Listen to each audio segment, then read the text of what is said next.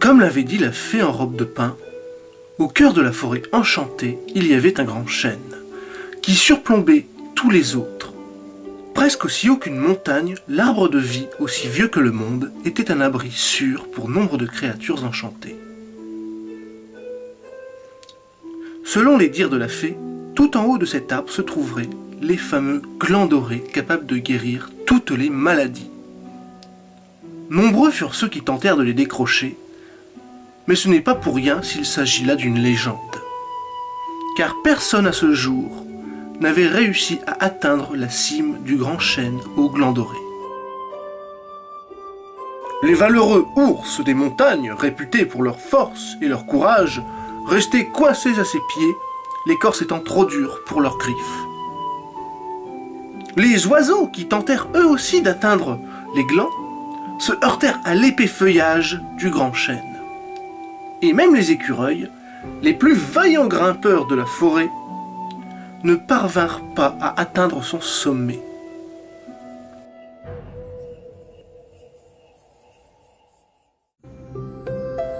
Pour y parvenir, Katie aura besoin de bien plus que son courage.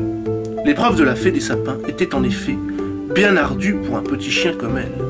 Mais Katie ne se laissait pas démoraliser, même si son ami l'écureuil, qui avait peur des hauteurs, ne cessait de lui répéter d'une voix tremblotante. L'arbre est grand, tu sais. Comment feras-tu pour y grimper? Écureuil, calme-toi. Il ne doit pas être si haut que ça. Et comment feras-tu si tu glisses et que tu tombes? Je ne m'en fais pas. Je sais que tu me rattraperas. Tout en parlant, Katie et l'écureuil avançaient en direction du grand chêne, qui n'était pas difficile à trouver, puisque de tous les arbres, c'était celui dont on voyait la cime s'élever le plus haut. De sorte que même à l'autre bout de la forêt, il était la première chose que l'on voyait. Sur le chemin, Katie et l'écureuil entendirent un petit piaillement qui venait de derrière un buisson. C'était un petit oiseau bleu qui s'était coincé une patte dans les branchages. Aidez-moi, aidez-moi! Je n'ai pas fait attention et je me suis retrouvé coincé dans cette buisson. Si je ne me libère pas, les serpents me mangeront. Aidé de son ami l'écureuil, Katie dégagea le petit oiseau. Libéré, celui-ci, dansant dans les airs, les remercia de son plus joli chant, puis il s'envola au loin. Plus loin, sur la route, Katie et l'écureuil entendirent un énorme grognement qui venait de derrière un rocher.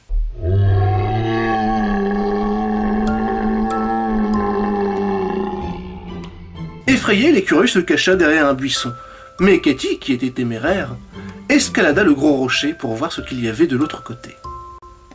C'était un gros ours brun, mais celui-ci était assis contre le rocher, en grognant de douleur.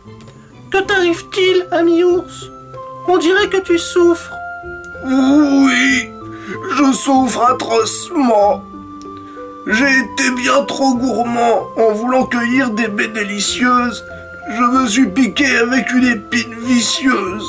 Et mes doigts sont trop épais. Je n'arrive pas à la retirer. » « Peut-être que je peux t'aider. »« Tu ferais ça, vraiment? »« Mais oui, évidemment.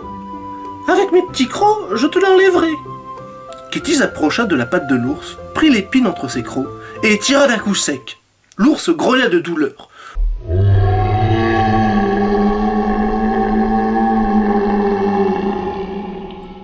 Puis il remarqua que la douleur avait complètement disparu.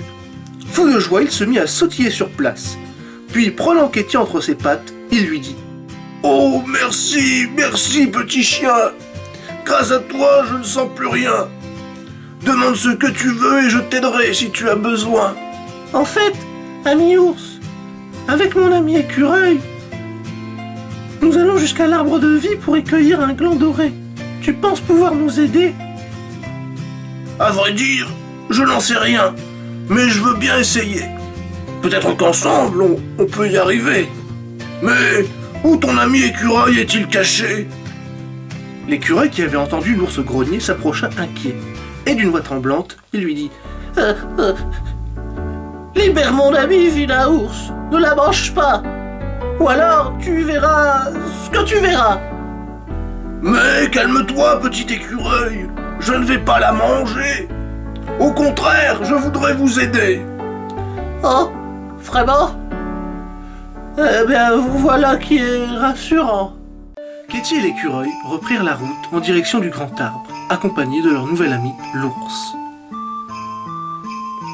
La route devenait de plus en plus difficile, tant la végétation devenait dense à mesure qu'ils avançaient. L'écureuil, comme il était agile et qu'il avait l'habitude de la forêt, parvenait non sans mal à dégager un passage à travers le feuillage. L'ours, comme il était imposant et qu'il avait l'habitude de la forêt, arrivait sans peine à traverser les épais bosquets. Mais Katie, qui n'était ni agile ni imposante, et qui connaissait bien mal la forêt, était incapable de franchir ces buissons impénétrables. L'ours arrêta sa course et lui dit « Que t'arrive-t-il, petit chien? Tu ne peux te frayer un chemin ?» Katie lui répondit d'un hochement de tête, n'osant rien dire de plus. « Tu n'as qu'à grimper sur moi. Je suis si lourd que les feuilles croulent sous mes pas. Ainsi la route sera ouverte pour toi, et sans encombre tu progresseras. » Katie écouta les conseils de l'ours et grimpa sur son dos. Et en effet, comme il était très massif, bosquets et buissons s'écartaient sur son passage, et feuilles et orties s'aplatissaient sous son poids. Ainsi Katie put, grâce à lui, passer sans aucun souci.